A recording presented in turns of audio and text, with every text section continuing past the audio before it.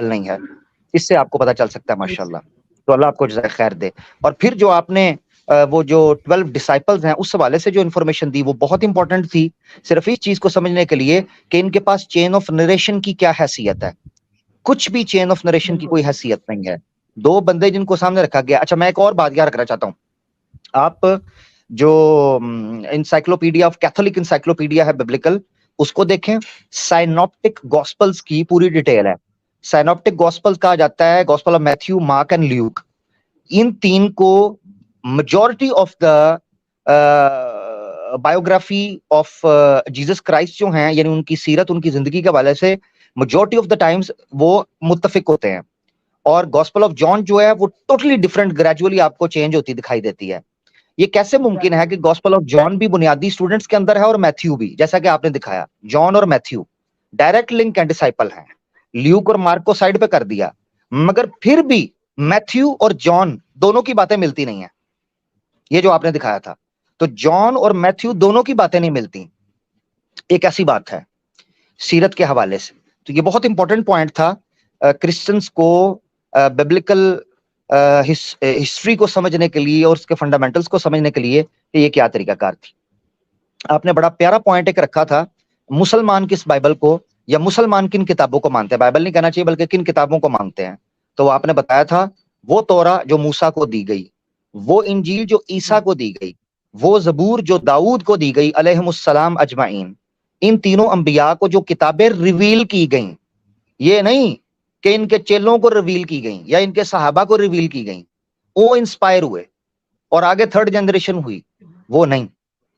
قرآن میں صاف طور پر یہ سورہ بقرہ آیت نمبر 136 جو سیم بھائی نے پیش کی تھی, وہاں ایک لفظ موجود ہے عربی زبان میں, وما اوتیا عیسیٰ و موسیٰ.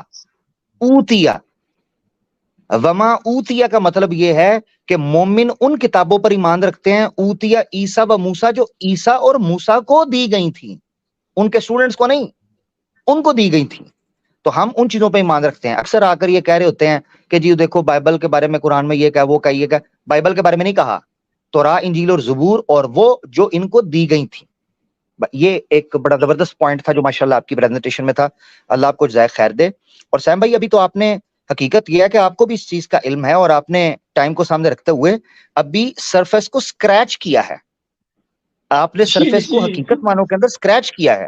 ورنہ اس کی وجہ میں آپ بتا, ہندوازم کے لوگوں نے اپنے شاستروں کو اور اپنی ہسٹری کو سیریسلی لیا نہیں, لہذا آپ کو بہت کم باتیں ملتی ہیں. ان پر بھی گوروں نے لکھا ہوا ہے, خود لکھتے نہیں تھے, جب گوروں نے ریسرچ کی تو پھر شور ڈال دیا.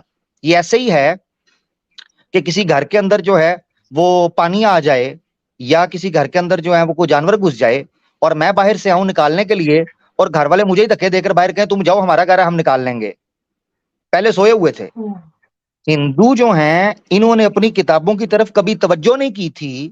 جب یورپ سے آنے والے اورینٹلسٹ جو ہیں جنہوں نے توجہ کی ہندوازم کو پڑھنے کے لیے, میکس میولر ہو یا دوسرا تھا اس کا کیا نام ہے یار, میکس میولر کے علاوہ جو دوسرا تھا گرفت جو ہے, ٹھیک ہے, میکس میولر ہو, رالف گرفت جو ہے, ہاں رالف ایچ گرفت جو ہے وہ ہو, یا میکس میولر ہو, انہوں نے جب ان کی کتابوں کو پڑھنا شروع کیا تو انہوں نے رولا ڈال دیا, نہیں نہیں نہیں ہمارے پول کھلنا شروع ہو گئے, ہم اپنی مرضی سے پڑھیں گے. ہاں, یہ مسلمان تھے جنہوں نے اپنے قرآن اور حدیث کی حفاظت کی, اور اول تا آخر اسلاف نے فرسٹ ہینڈ انفارمیشن مسلم دنیا کو پہنچائی.